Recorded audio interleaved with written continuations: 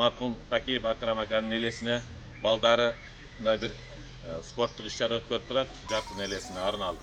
Бул да жакшы жөрөлгө. Мына ушул Акрам ака Сакиевди бардыгыбыз билебиз. Кандай инсандыгыны өмүр бою эле ушул эл үчүн кызмат кылып, элдин кайгы мүндөсүн чечип жүргөн инсан эле. Ушул Ленинград колхозунда төрөлүп, ушул жерде окуп, ушул жерде айдоочудан баштап колхоздун башкармасына чейин кызматтарды аркалап келген инсан эле. Совет өкмөтү тарагандан кийин мына жаш муундарга айтып кетели, мына чоң бир кооператив ачып, ал жерде эмгектенди. Кийинчерээк мына коомдук уюмдарда иштеп, ошол эле элдин арыз муңуну, элдин көйгөйүн чечиш үчүн бул киши айыл аймагында, райондук деңгээлде, область керек болсо республика деңгээлге чейин барып, элдин көйгөйлөрүн чечишке аракет кылып жүргөн инсан эле да бул киши. Дайыма ошо эл үчүн эмгектенген киши эле. Мына азыр ушул Акрам акабыздын балдары Санжар баш болуп, ушул атабыздын элге кылган эмгеги унутта калбасын, эстен чыгып кетпесин деп ушул кишинин элесине ушундай бир спорттук иш-чараны өткөрүп турат. Бул спорттук иш-чараны ушундай бир райондук жетекчилери Аким баш болуп чакырылды. Акрам акабыздын коллективдери, дос жарлары келишкен. Ушул бүгүнкү күндө ушул жакшы иш-чарага катышып, жакшы бир маанай менен кетесиз деген үмүттөбүз. Азыр ушул Акрам аканын элесине, жаркын элесине арналган сөздөрдү ушул иш-чараны ачып бериш үчүн райондук мамлекеттик администрациянын башчысы Аким Абдурахман Фуатовичке сөз берип койсок. Урматтуу спортсмендер, мына бүгүн чоң иш-чара болуп атат. Өзүңүздөргө белгилүү болгондой, мына Акрам ака былтыркы пандемия учурунда бир топ биздин жакшынакай патриот адамдарыбыз, менмин деген алымдарыбыз мына ушу оорудан өтүп кетти туурабы? Ушулардын катарында мына Акрам акабызга да ушу оору жугуп, оорунун артынан өтүп кеткен болчу. Мына бүгүн ушул акабыздын элесине арнап, мына жерде балдары, спортсмендер чогултуп, кичине эскерип коелу деген жакшы ниеттери бар экен. Ушулар кабыл болсун биринчиден. Мына Акрам ака кандай адам экенин баарыңыздар билесиздер. Кайтадан айтып түшүндүрүп кетиштин кереги жок. Ушу мыйзамды сыйлаган, элдин талабын талашкан, şu rayondun, şu özünün elinin patriotu olacak. Turabı. Oşon üçün dağı bugün den konstitusiya. Tuğulgan günü dağı şu konstitusiya günü olgan eden. Ayerde olmasın şu mizamın atkarışın talap kılıp gelgen kişi olmuş. Ошондуктан жаткан жери жайлуу болсун, топурагы торку болсун, мына балдары кандай ниеттер менен ушул эме иш-чараны өткөрүп аткан болсо, буларга дагы чоң рахмат тилегине жетсин. Бүгүнкү иш-чара жакшы өтсүн, тынч. Ким күчтүү болсо жеңип, аягында ушул баягы жеңүүчүлөрдү сыйлап, жакшынакай болуп, тынччылыкта бүтүрүп алайлы, өткөзүп алайлы. Бардыгыңыздарды мына бүгүн конституция күнү экен, ушул майрам менен дагы куттуктайм. Den soğuk dolaylı bardığımız. Bunday jamandıklar hiç kaçan bol olsun. Keçe Batkende olup öttü. Былтыр pandemiya olup öttü. Şunday jamandıklardan Kuday özü saktap. Daim öyle şunday jakşılıklar üstünde. Şunday iş-çaralarda ötközüp жүргөнгө Kuday nasip olsun. Bardığınızlarda kutluklayıp, iyilik kalayım bardığınızda. Жақын досы, Бишкектен келген қонақ, профессор Эшиев Асылбек ағайға беріп қойсақ.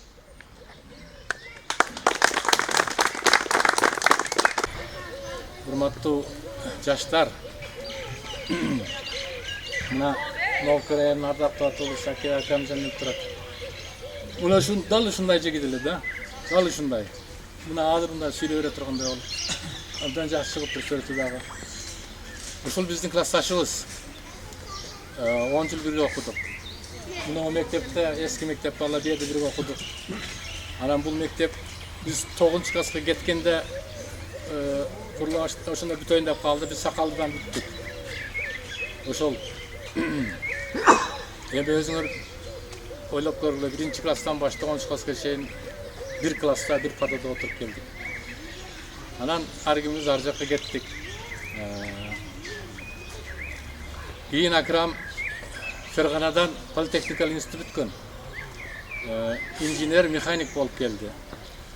Ошонун диплому менен кийин өзүнүн тажрыйбасы менен ушул колхоздо башкы инженер болуп иштеди. Ошол союз таркап, колхоздор тарап, жеке менчик өткөнгө чейин. Анан менден мурунку Алмаз дагы айтып өттү. Бир топ иштерде иштеп келди. Депутат болуп шайланды райондук советке. Ошондой эмгекчил, активдүү жаран болчу эле. Мен ушуну белгилеп айтып коеюн. Ар ким менен тил табышып сүйлөгөн, адамдардын оюн билген, чоң саясатка да аралашып жүрдү. Ошондой бир таланты бар жигит эле да. Шумажал экени арабыздан алып кетти. Бизде ушундай бир жакшы классташтарыбыз бар эле. Ошонун бирөөсү Шайдуллай Абдуманап деген Митан. Мен муну эмнеге айтып атам? Ушул акыркы 10 айдын ичинде 2 классташдан ажырап калдык да. Шайдуллай Абдуманап Митан акаңар летчик. Ал дагы бир тууган ушу классташ үчөөбүз чогуу бирчилик.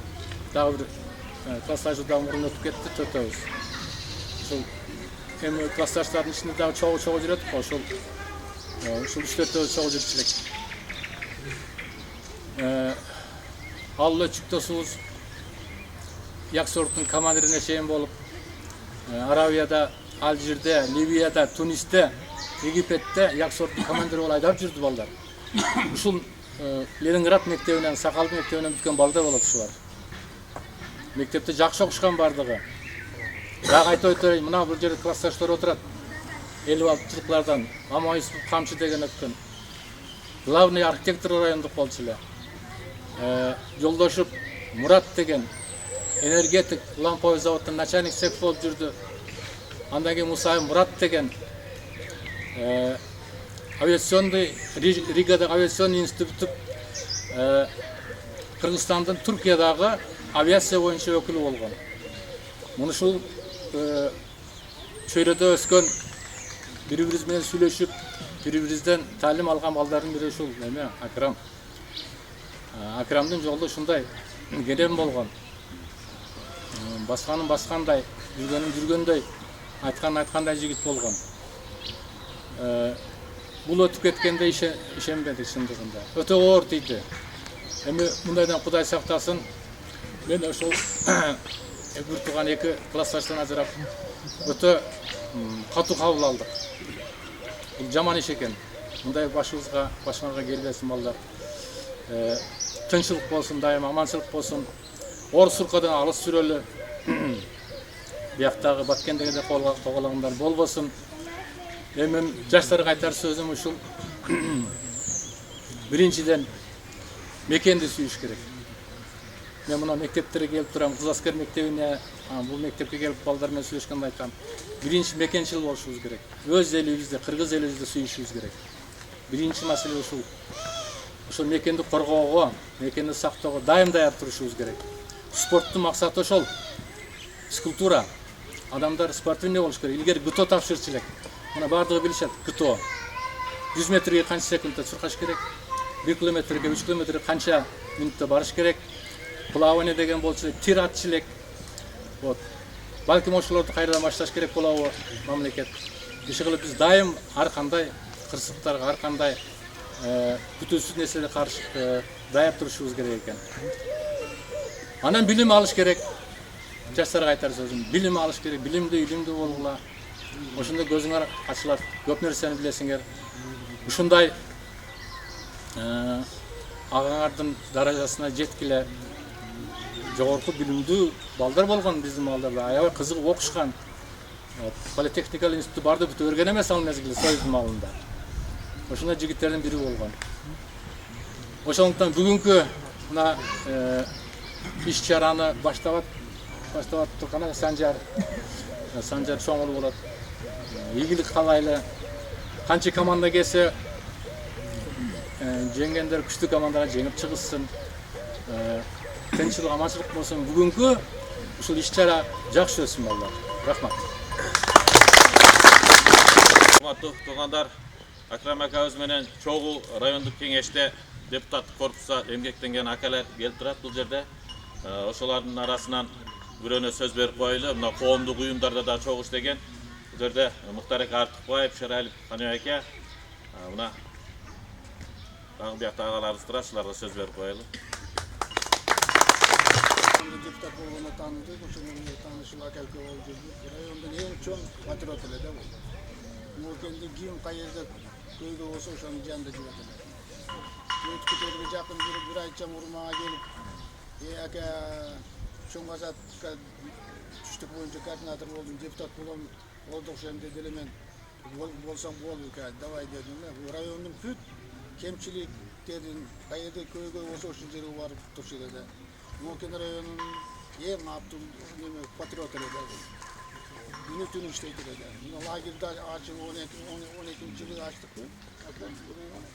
12-жылы 6 жыл ошол лагерьде депутат болуп, директор болуп эң соң иштепти ошол лагерьде. Эми айта берсе көп ойлору, чоң ойлору бар, жакшы пландары бар. Кудай буюрса балдары ошону аткарып атат экен. Жыл сайын мына Кудай буюрса бул эмени традиция болуп биз чогуу жүргөн депутаттар жардам берип өткүзгөн жардам беребиз. Кудай күч кубат берсин балдарына. Санжар. Санжар. Санжар жакшы болсун экен. Жардам жыл сайын жардам берип. Рахмат.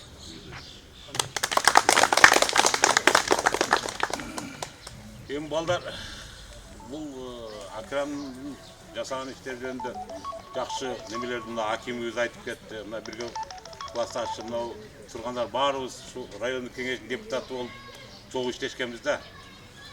Анан бул биздин ушу депутаттардын ичинен эң көкжалы Акрам болчу да.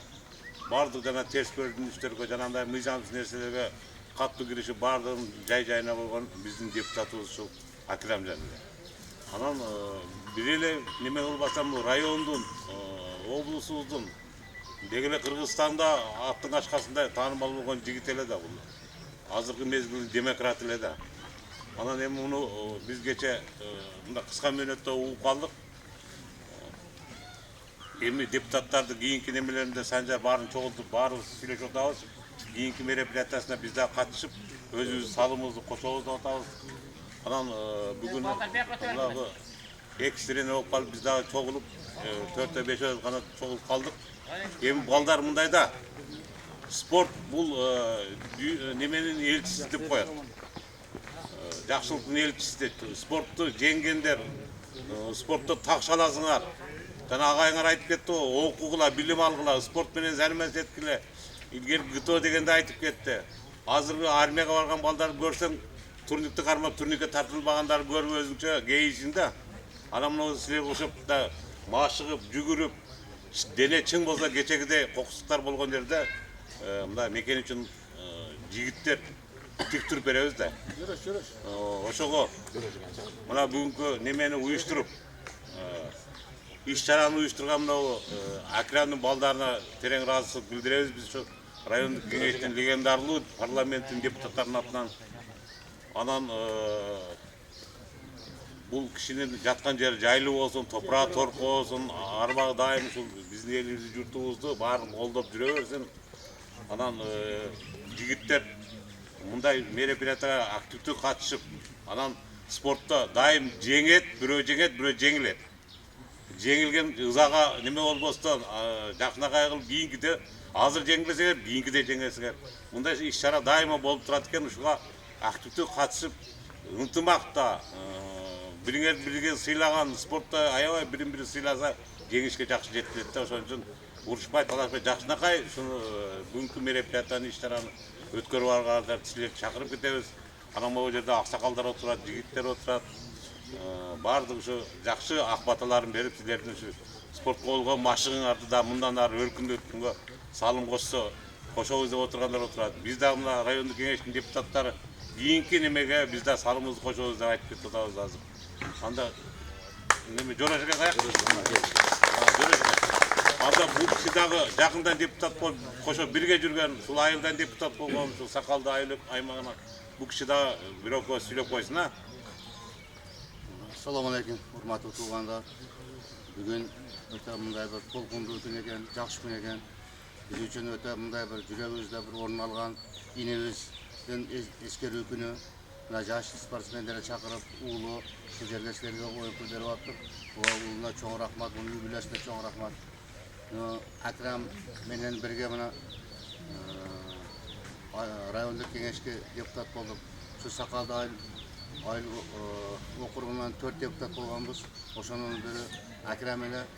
Акрам инибиз өтө жакшы иштеди. Сакалды айыл өкмөтүнүн экономикасын өнүктүрүүдө, социалдык абалын оңдоодо өтө көп салымдарын кошду. Не только биз Сакалды айыл өкмөтү, башка мына районубуздун болуп аткан көп жакшы иштерине өз салымын кошкон.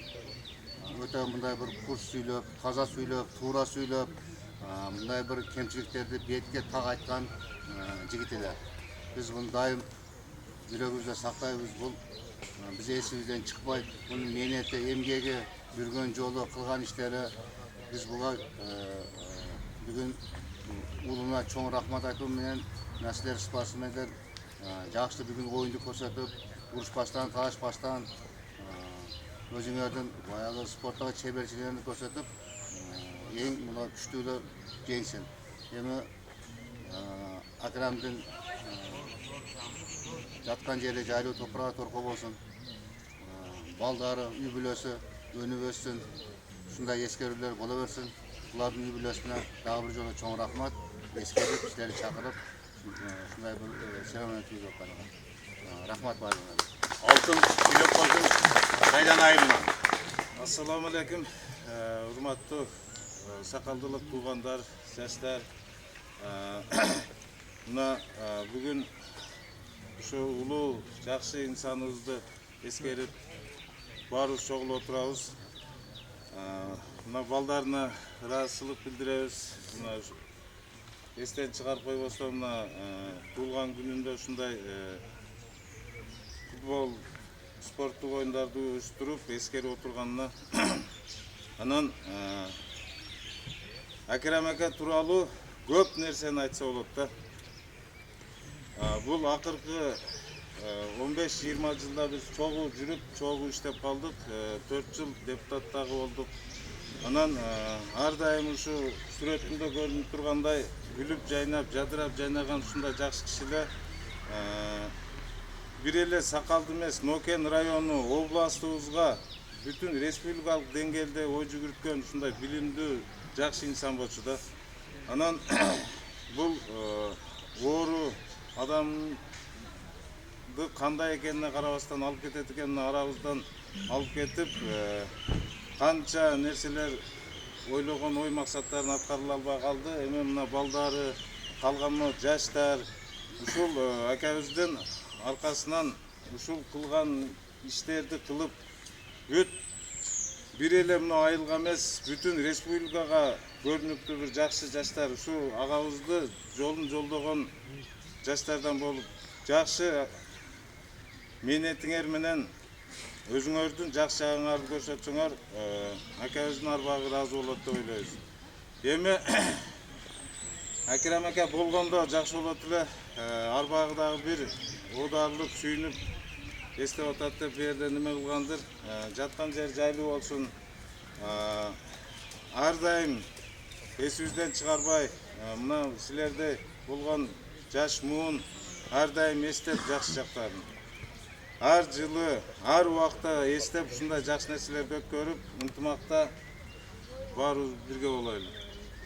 Анда сөз Масайылдан келген Замир ака көрсөк, чогуу иштешкен депутат. Акраммен ушунча жыл жакшы иштеди, башка неме болду. Мен өзүм сборный районунда футбол ойноп жүргөм. Акыркы жолу 92-жылы биз 3-чү место алганбыз караванда. Мен телевизорду көрүп, азыр şu rayonlarda görüp, хотя бы волейболда мына. Bizde эле районда şu Алабука, Аксы, Токтогул бардыгы высший лигада ойнойт. Немеге Сакалдыдан, допустим, мына Сатыбалдыга баш, Балкавидзе, менмин деген волейболисттер чыккан. Республикада Сакалдыны как 5 колдой билет эле. Ошо деңгээлге жетиш керек. Бүгүнкү мероприятие жакшы башталган. Мен ойлойм, 9 айыл өкмөт болсо, Наурин айыл өкмөттүн неменесинде өткөрүш керек. Бүгүнкү число назначить этип, мына şu апрель неменен майдын 5 день конституция. Ошондой уровеньде неме анан кийин спорт өнүгөт, башка болот. Мына Кочкорото кубок Кыргызстанда алган, менмин деген Надыр Паязович заслуженный неме тренер болуп, республикада анча-мынчага тренерлик бере бербейт звание. Бу эм жетишкендик. Район дайым передовой район болчу. Даже 9 колго башка немеде 2-чи местеде республикада алган биздин район. Райондун атын чыгарыш керек, ушу деңгээлде до конца иштеш керек. Мен бүгүнкү неме сүйүнгөн жерим ушу традиция болуп, на уровне района болуп калса жакшы иш болот. Балдарына рахмат, ушунчалык уруштуп неме кылганына. Биз кеч угуп калдык, болсо 31 депутат болгонбуз. Эми ошондон 28 калды. Биз да катышып ушул жерде турат элек, 5 колдой турабы? Эми Акрамжан жаткан жери жайлуу болсун, тупрагы торпо болсун, калган өмүрүн бала чакасына берсин. Бүгүнкү мероприятие эң жакшы мероприятие конституция болгон деп эсептейм мен.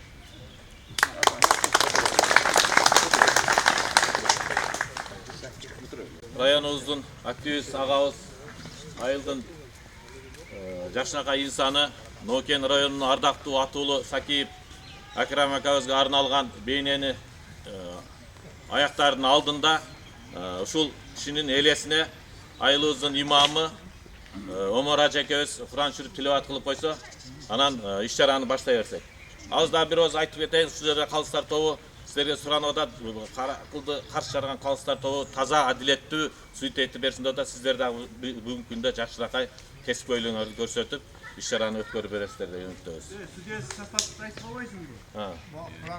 آمن الرسول بما أنزل إليه من ربكم والمؤمنون كل آمن بالله وملائكته وكتبه ورسوله لا نفرق بين أحد من رسوله وقالوا سمعنا وأطعنا غفرانك ربنا وإليك المصير لا يكلف الله نفسا إلا وسعها لها ما كسبت وعليها ما اكتسبت ربنا لا تؤاخذنا إن نسينا واخطأنا ربنا ولا تحمل علينا إصرا كما حملته على الذين من قبلنا ربنا ولا تحملنا ما لا طاقة لنا به واعف عنا واغفر لنا وارحمنا أنت مولانا فانصرنا على القوم الكافرين بسم الله الرحمن الرحيم قل هو الله أحد الله الصمد لم يلد. الله الرحمن الرحيم قل أعوذ برب الفلق من شر ما خلق ومن شر غاسق إذا وقب ومن شر النفاسات في العقد ومن شر حاسد إذا حسد بسم الله الرحمن الرحيم قل أعوذ برب الناس ملك الناس إله الناس من شر الوسواس الخناس الذي يوسوس في صدور الناس من الجنة والناس سبحان ربك رب العزة عما يصفون وسلام على المرسلين والحمد لله رب العالمين آمين Allah şu kılgan Kur'an, şu bugün kılmatkan şu eksanlarını Allah özün kabul kılgın. Kança savat tağılganmısın, Peygamberimiz Muhammed Mustafa sallallahu aleyhi ve sellem ötken azizlerine oşandayla şu ötken şu Akrem dostumuzga, Akrem dostumuzun ötken atasına, çoğun esine, ötken ümitvarlarına tadık. Allah rahmetini alıp şu bugünkü şu kılvatkan eksanını, okulgan Kur'an sonuna nasip kılıp артында қалған бала чақаларына өмірден ұзын осылау тапқанына Аллахтарға мақсат тілектерін беріп, Алла бардығын ынтымақ қылып, екі дүниясына абат қылыштық нәсіп қылған. Роббина атина фит дүния хасанатан ва фил ахират хасанатан ва фил азабан нар бирахмет. Амин Аллах. Oldu baş. Sizlerde çeçeli. Aksakallar jaktan qanday bir sunsa? Az bir yerde komandalar qayerdan geldi? Sakaldı geldi. Sakaldı qancha komanda? 15. Oğuz'u cavuklarga nime жоқ, oğuz aşıklar bolsa күчтөнүп болот, уюштурулган bu üyübüles tarafından. Daha жеткирет. Жария бар. Birinci alады. Экинчи место 7000, üçüncü местога 5000 сом. Sanki daha bir nerede Orozda malda zamendi bez ограничение kılaylı mı? Ha. Buradan bir minut. Tura şunday kılaylı. Lütfi futbolistler üstün sonunda. Ana. Lütfi futbolist.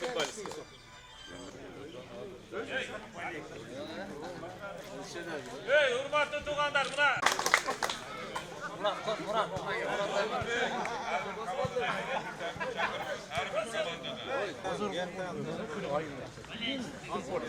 Hiç kuyaş yok bu yerde.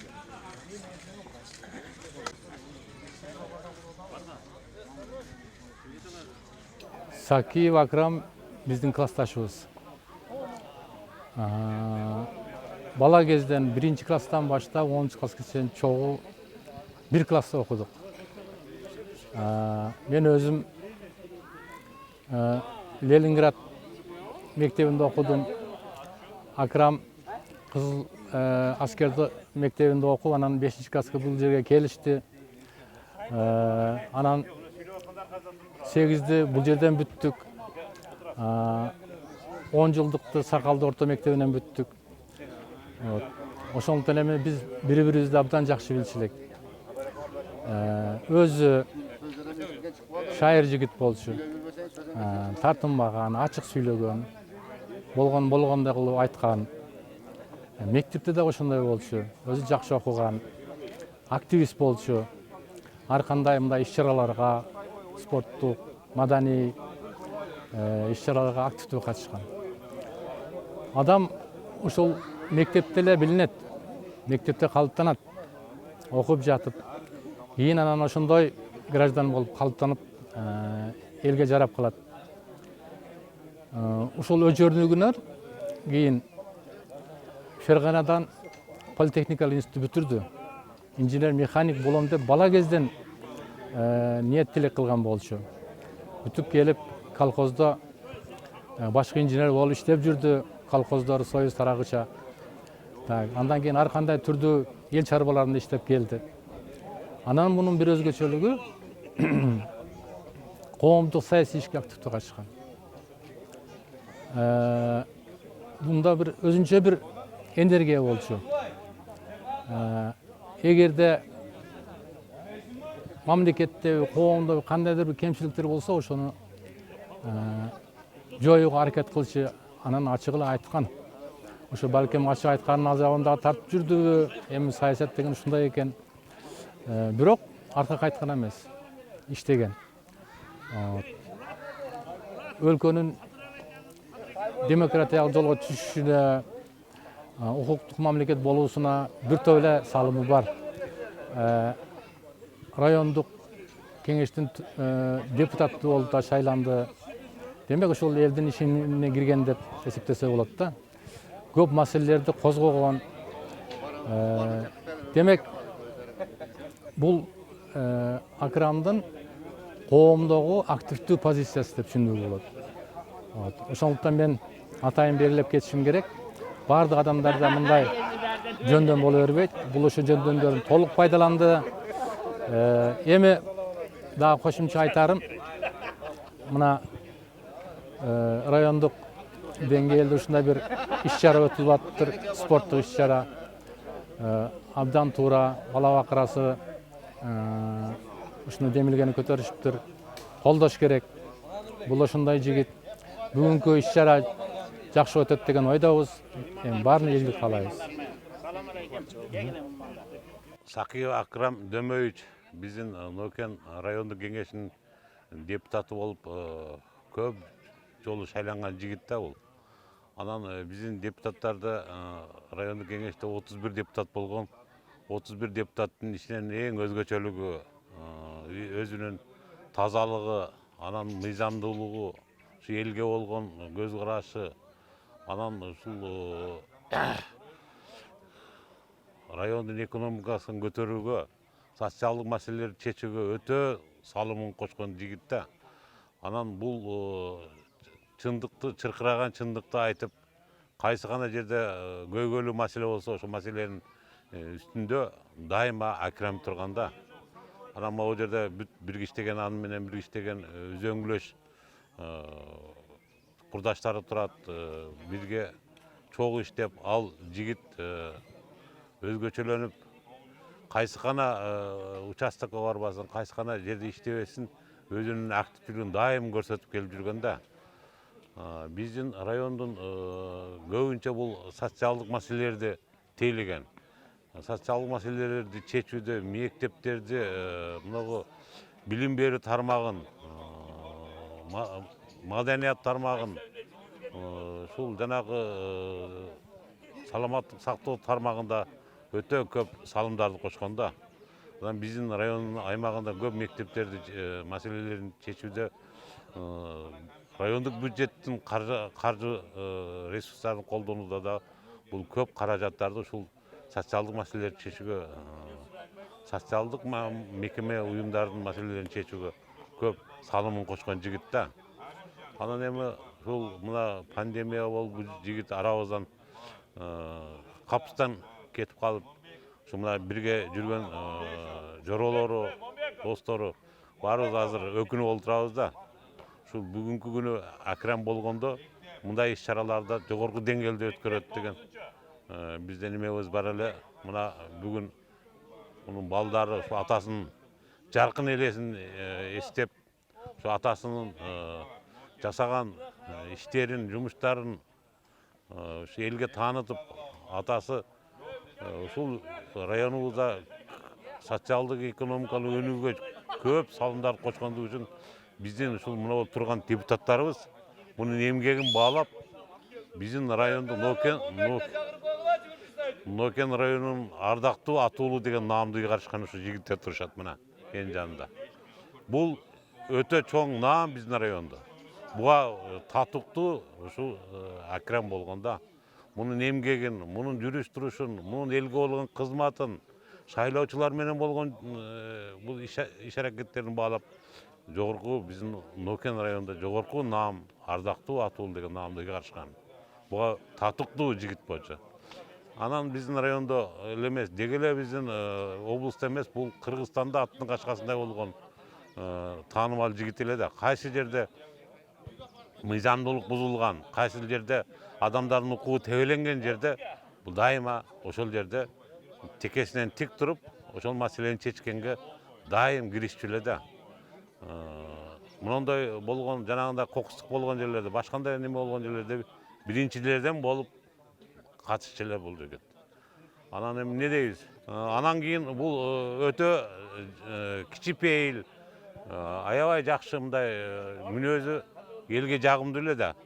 Кайсыл жерде учурашпасын, мына биздин депутаттар азыр эскерип отурабыз. Кайсыл жерде, кайсыл деңгээлде учурашпасын, биздин ал кандай адам болбосун кучакташып учурашат. Ушундай адамдык сапаты күчтүү эле да бунун. Эми кечеги достошуп жүргөн адамдай учурашат эле да. Биз ушул сапатын өтө жакшы баалайбыз да. Мындай сапат ар кимде эле боло бербейт да. Мунун өзгөчө сапаты ушундай. Анан элге чоң кызмат кылган мына жаш жеткинчектерди тарбиялоодо, аларга шарттарды түзүүдө биздин ушул райондук кеңештин депутаттары инициатива кылып, Алаш жергесинде мына Муктар ажынын ошол жерде имараты бар эле, ошону капиталдык ремонттон чыгарып, ошол жерде жаш мектепте окуган окуучулардын дем алуусунда шарт түзүп, ошолорду ар каникулда 300дөн бала дем алып ошол шарттарды түзгөн жигит да. Бул Кыргызстанда мындай шарт эч жерде түзүлгөн эмес. Бул ушул инициативаны демилгени колго алып, күйүп, жүгүрүп, ушул лагерде жаш муундардын эс алуу лагерин уюштуруп, ошондо директору болуп, ошону көп жыл башкарды да. Бул мунун өтө өзгөчөлүк касиети да. Себеби бизде башка жерлерде, мында региондордо балдарга деген лагерлер көп жерде сатылып жок болуп, таш талкан болуп кеткенде, бул жок жерден баары кылып, бардык нерсени уюштуруп, ушу республикада биринчилерден болуп ушундай демилгелерди аткарган жигит да. Мындай эле адам, мындай иш-чараларды аткарыш ар бир эле жигиттин колунан келе бербейт. Бул киши ушундай жогорку деңгээлдерге, жогорку бийлик органдарына маселени кабыргасынан койгонго өтө тажрыйбасы чоң жигит болгон да. Анан эми мына балдары ушул атасынын жаркын элесин неме кылып эскерип, бүгүн туулган күнү экен. Бүгүн Кыргызстанда да чоң майрам, Конституцияны кабыл алган күнү 5 май. Ушул күнү төрөлгөн экен мына биздин ушул Арымжан айылында бүгүн ушу Сакиев Акремдин үй бүлөсүнө кош майрам болуп турат да. Атасын эскерип, анан Конституцияны бүгүн мына биздин президентибиз Садыр Нуркожоевич бүгүн жарыя кылат экен, кол коет экен деген биз сөздөрдү угуп атабыз. Бүгүн Кудай кааласа биздин Кыргызстанда эгемендүүлүктүн жерлеген Конституцияны кабыл алган күнүбүз. Ушу биздин кыргыз элибизде бекемдикти сактаган, тартипти сактаган, мыйзамдуулукту сактаган ушул Конституцияга баш коюп, Конституциянын негизинде жашоо турмушубузду өткөрөбүз деген чоң үмүтүбүз бар. Кудай кааласа Конституциябыз жаңы редакциясын бүгүн кол коюп, бүгүн кабыл алса, бизде бүгүнкү биздин Нокен районунда кош майрам болуп, ошонун ичинде биздин Айрымжан айылында кош майрам болуп турат. Бул биздин жаштарыбыздын жетишкендиги, ушундай кызмат кылган ардактуу инсандарды эскерген чаралар, иш-чаралар тез-тез өткөрүп, тем более мындай спорттук оюндарды өткөрүп турса, биздин жаштардын ден соолугуна дагы аябай жакшы шарттар түзүлөт деп ойлойбуз. Биздин эми ушул Акрамдын балдарына өз узун өмүр, ден соолук каалайбыз. Ушундай чараларды көп өткөрүшүн тилектеш болуп кетебиз.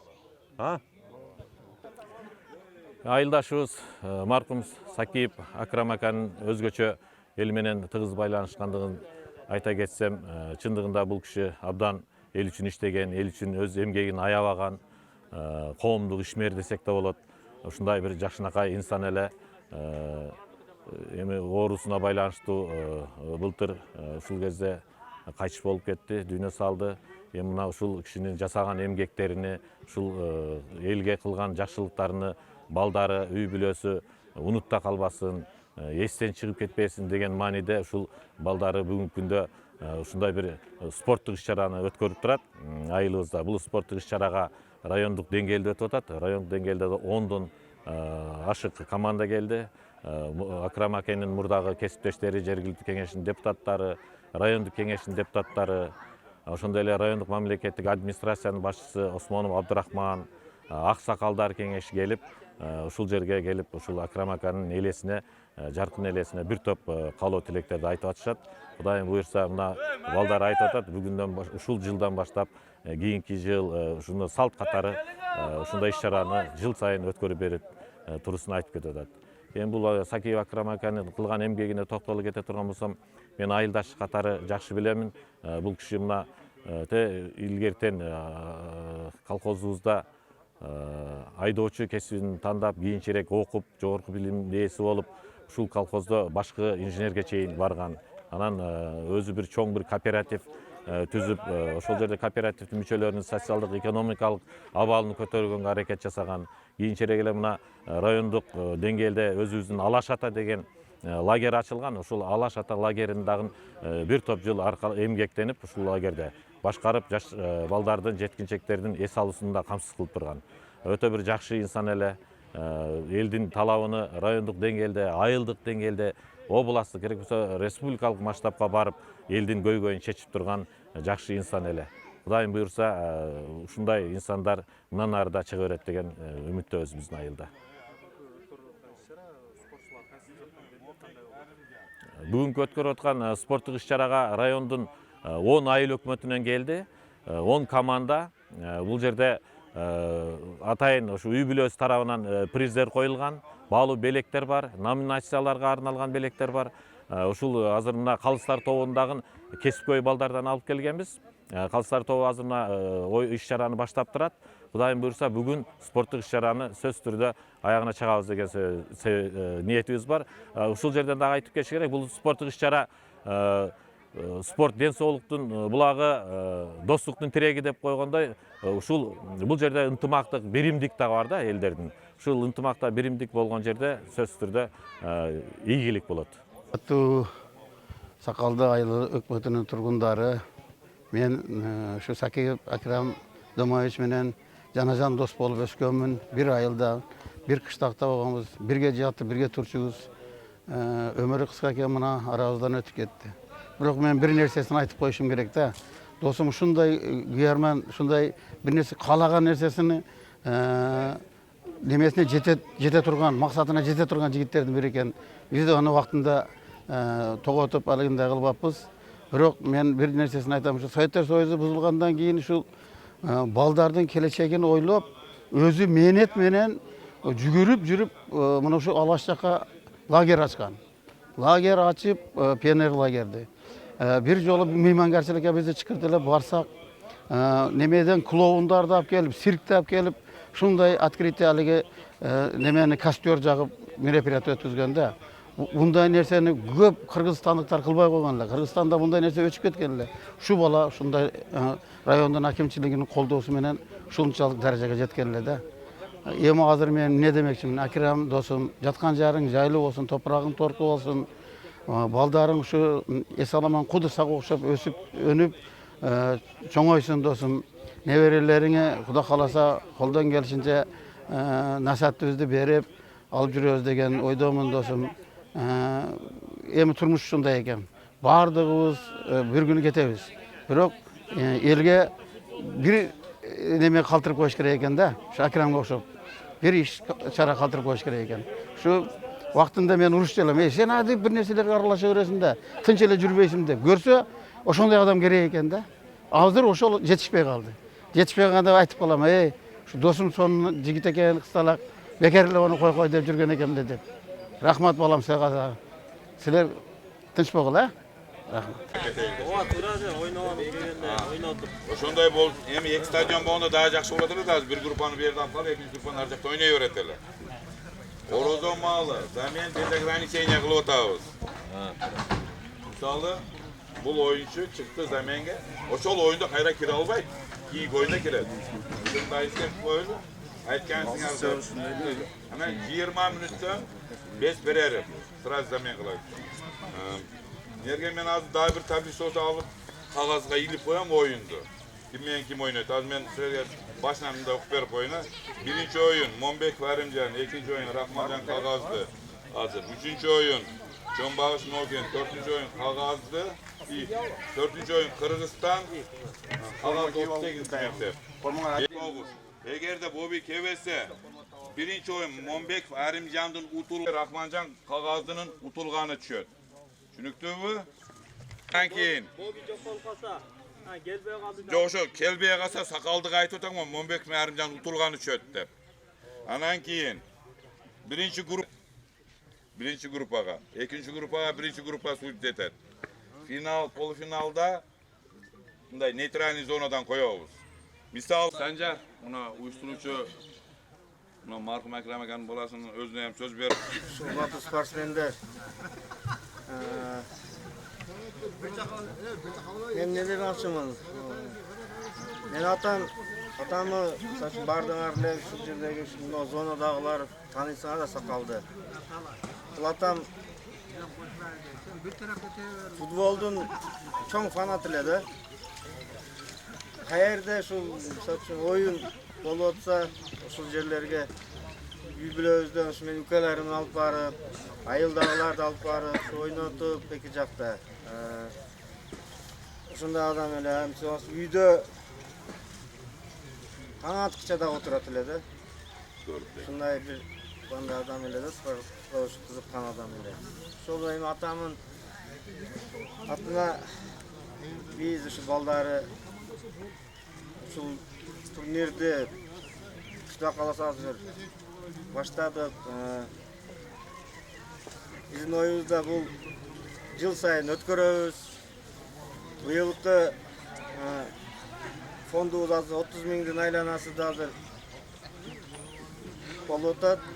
Keyinkilerде şu rayonduk dengelge çıkan malda andan göğüte buyursa Kuda kalasa. Şol Moken'den futbol ligasını bir maksatımız götürüşte. Oşoğa bugünkü oyunda birinci очередьte bilimdikte ötkör bergiler. Tımakta bul degen bul sportda misal üçün dostlaşasın, eldeşesin de biri-biriңерге мындай жаман баягы нерселерди айтпастан негативтерди жакшы оюнуңарды көрсөтүп, ыраазылыгыңарды айтып кетсеңер ошол мен атамын ал жакта арбагы мындай неме болот да балдар, ошол үчүн жакшы оюн көрсөтүп бергиле. Заранее мен өзүм атыман bir tuğanlarım atıdan, ülkelerim atıdan, ayılım atıdan, Ağustan, Rahmancan'dan geldi asılar, Beyazı Mombekov'dan gelip otkan, baldarga razılık bildiren, barına rahmata. Жақсы oyun ötkörü berkettiler. Daha kulaktan duruyor, bayağı. İlk grupadan birinci, ikincini algan. 11 komanda. İyi nargında bir tanesilik kılıç yok. Başta sülöştük ha. Anan birbirini kıyıla, bu kamerski oyun eme, bu eskeru, censolukuna, ısımanlılıktan, dostlukuna. Ehtiyat kılıgıla biri-birinlerden. Travma alıp, birinci oyun, Suudiya Kagazı. Саламатсыңарбы? Сакиев Акрем ака Кагаз айылынын тургуну, райондук кеңеште, жергиликтүү кеңеште депутат болуп иштеген, эл үчүн күйгөн патриот инсандардын бири болчу. Дайыма шу элдин көйгөйлүү маселелерин жүгүрүп, чечип, аракет кылып, элдин кызматында дайыма иштеп жүргөн. Эл үчүн өтө жакшы кызматтарды жасаган ишенен тайманбастыгы, коркпостугу, дайыма шу сөздү, проблеманы ачык ошол жетекчиликтерге жеткирип, тайманбай жеткирип жүргөн киши эле да. Мындайча айтканда элдин патриоту болуп иштеген. Эми бул кишинин да өмүрү кыска экен, оорудан, ушундук оорудан өтүп кетти. Эми артында калган балдарына, бала чакалары тынч болсун, өмүрлөрү узун болсун, атасынын жолун уласын. Азыр эми 5 майда жылда ошо турнир өткөрөбүз деп атышат. Ошо өткөргөн турнирлерине дагы мына айыл өкмөт боюнча келип катышып, жакшынакай бир ойноп балдар көңүл ачып кетишсин. Ийгиликтер болсун.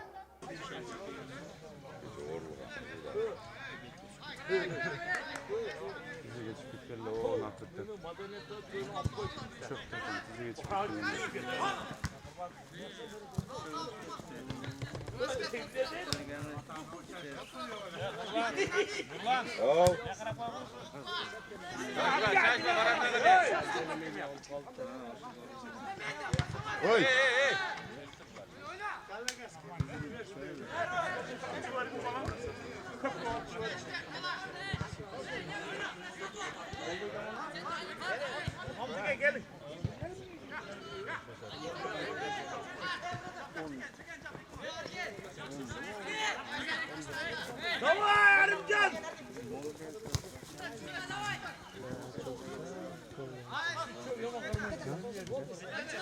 Şaşma.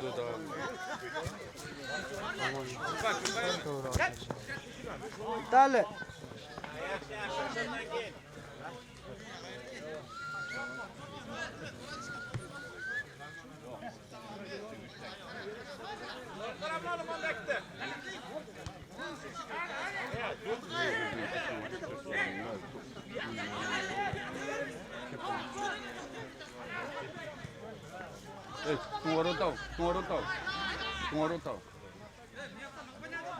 O жерге оны балдар отырған жерге барып тұрғын азат.